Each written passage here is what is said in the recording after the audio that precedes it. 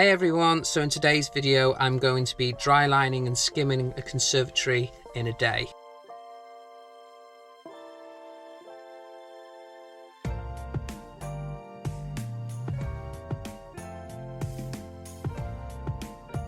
So I'm doing this for a local conservatory fitter called RD Johnson. So if you are in North Wales and you need a conservatory, go and check them out. So basically I am just going to get stuck in today. There'll be a few tips and hints in here. I'm going to start by cutting all the plasterboards. So the first thing I'm doing is I'm going to cut all the boards ready. I'm going to be putting the opposites on first. So what I'm going to do is I'm going to cut them. I'm cut a couple of reveals ready. So you can see that it's a concrete floor here. So one thing I'm going to do is I'm going to be putting packers so that the plasterboard can sit on top of it. So one of the main reasons why you put packers on is basically just so that the damp isn't actually going to come up the plasterboards from the floor. So I'm just going to cut pieces of plasterboard, put them underneath, and then measure up from them. So you can see there's a few plug sockets in this conservatory. So my tip is cut your board ready, and what I do is I wet my finger and I put it all the way around the plug socket so it actually leaves a mark on the other side, and then I just cut it with my Stanley knife out.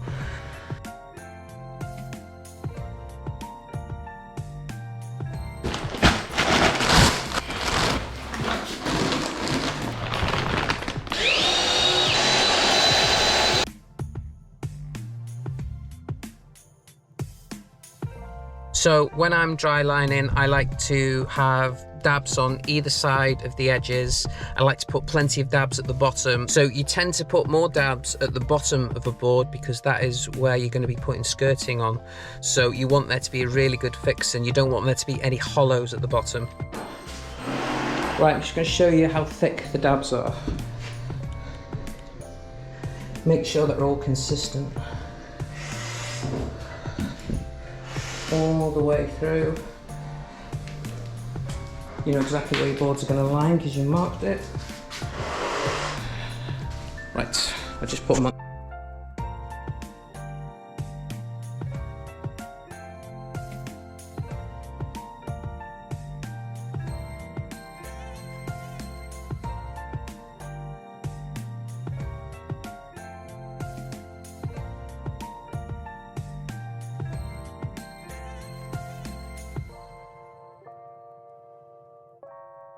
If you can see on this reveal here, I've got a little tiny level which works as a square because it's nice and square, mine is, so I just push it against it, and that's just a good way of making sure that it's square.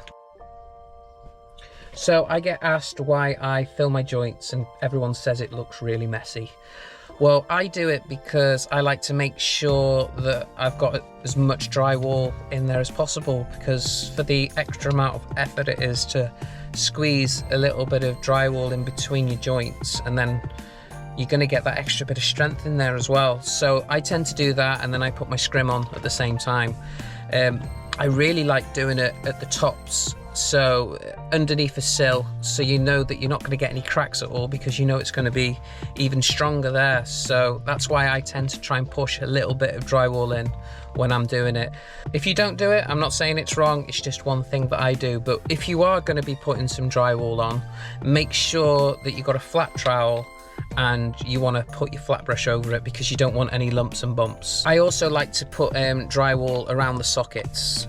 When I'm actually putting my dabs of drywall on, I always put extra around the sockets because that is going to be an area where it's going to get a lot of pressure on, so you don't want your boards moving at all there.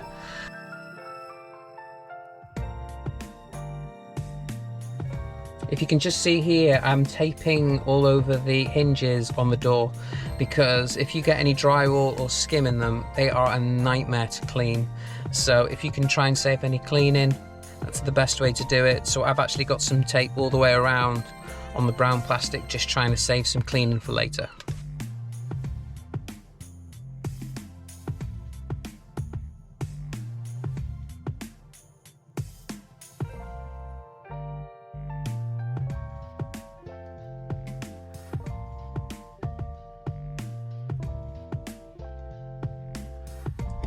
So when I'm cutting this gable wall, you can see that I've actually cut away 2 ledges in the plasterboard so the plasterboard will sit on there nicely.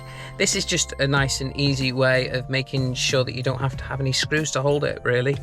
So I just like to make my ledges and the plasterboard just sits on there nicely.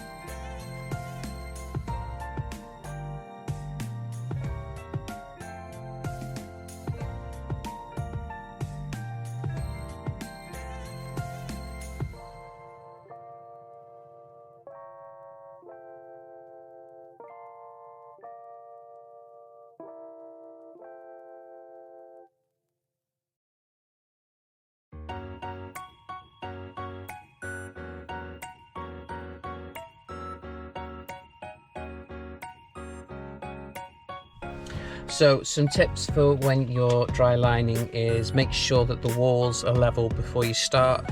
If they're not, then you want to build out your dabs in those particular areas. Remember, you can't build it up a crazy amount, so if you do need to dab it out more, you may have to maybe double board in some of the areas, but with a nice conservatory like this, it's not a problem.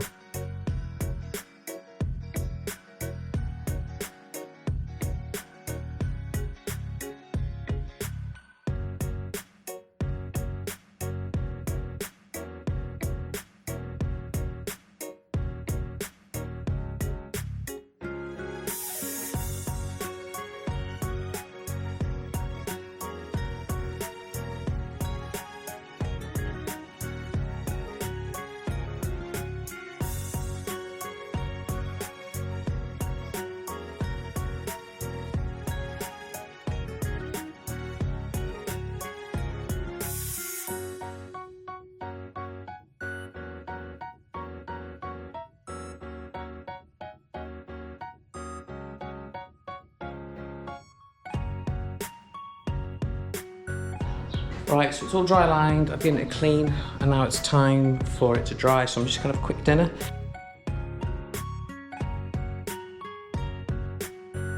So this is what I've been doing on my dinner, just prepping it all ready, just to make my life a bit easier, so that when it comes to cleaning at the end, I just whip it all off the tape. I just whip off all the tape. That's the biggest job in a conservatory, is cleaning. It's one of those things that if you get in a mess, this takes forever to clean. All right, it's 1 now, so I'm just gonna chuck all this on. Right, let's get going, first go.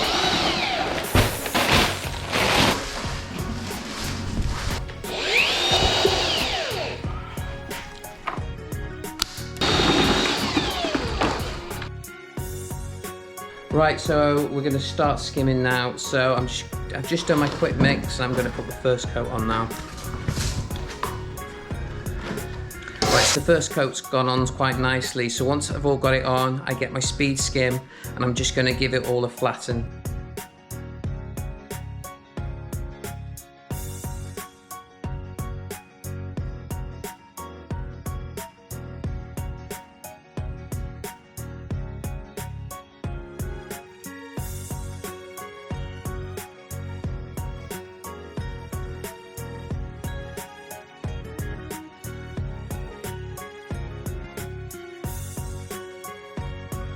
Once I've put my first coat on, I give it a flatten with my speed skim.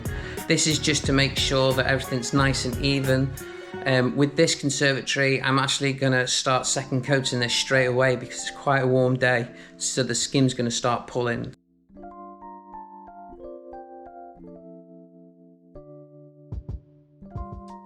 So with the second coat, you want to put this on as neat as possible. So basically treat this as trowel, I would say. So when you're putting it on, make sure it's nice and flat.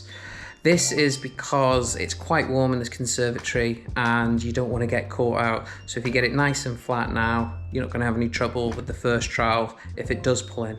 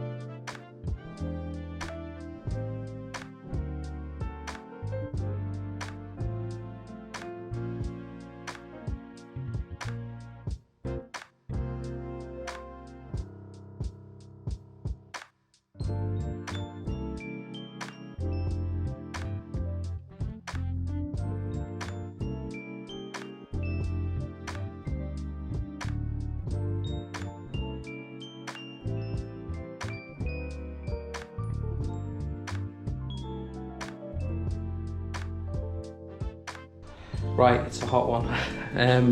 So that's the first trial done. It's going all right so far. I was a bit worried in the beginning. I thought I was going to have a bit more sucking in, but it came back quite nicely. So it's going all right so far. All the angles are looking good. Right, I'll give it a second trial in a minute. It's going well though.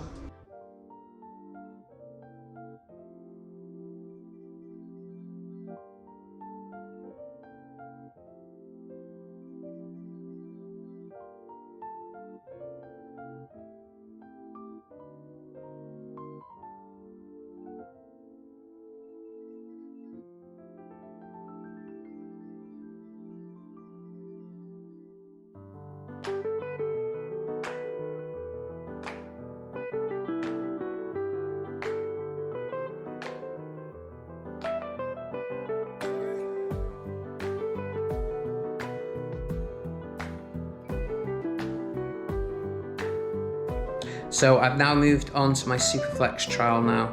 Basically, this just cuts an extra trowel out. So if you're using a steel trowel, you tend to give it an extra trowel. So basically, the Superflex just cuts one out.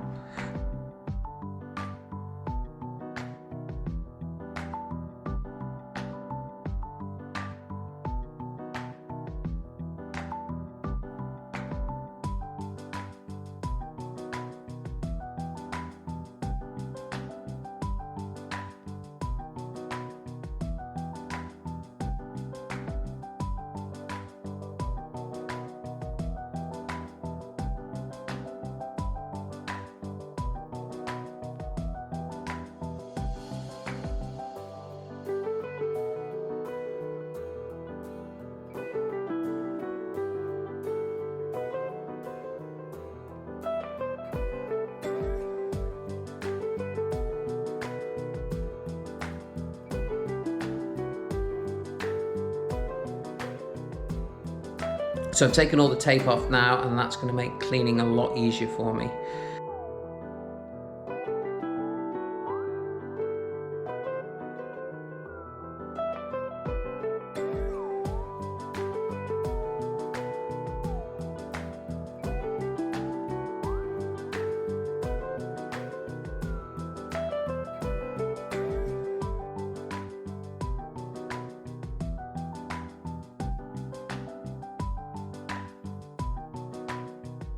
So this is a new trowel. This is the Plastering by Refiner.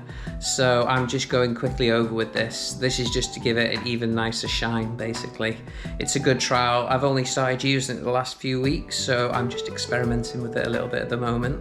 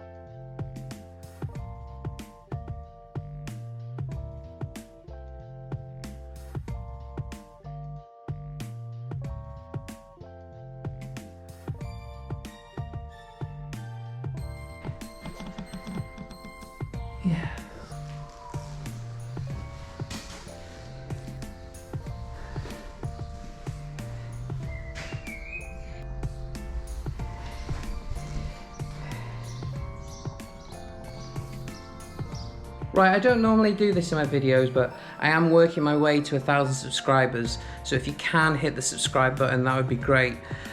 Basically, I'm trying to get to 1,000 by the end of the year, so my plan is once I'm able to do live streams and stuff, I might be able to do Q&As and stuff, so please help me on my way to get to 1,000 subscribers, and I'll keep the content coming. And if there is any sort of content that you want me to do, if I'm at the right job, I'll try and do a video on it and try and help you all. I do think it's important that we all share our knowledge, and I'm lucky enough that I got taught by my dad.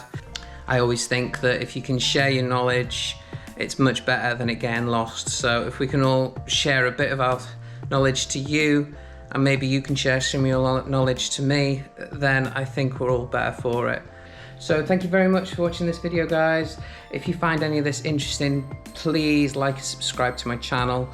If you have any questions, just leave them in the comments and I'll get back to you as quick as I can. But yeah, thank you very much for watching. If you like these videos, please like and subscribe, and I'll catch you on the next video. Don't forget, I drop these videos every Tuesday. Right, thanks for watching. See you on the next one.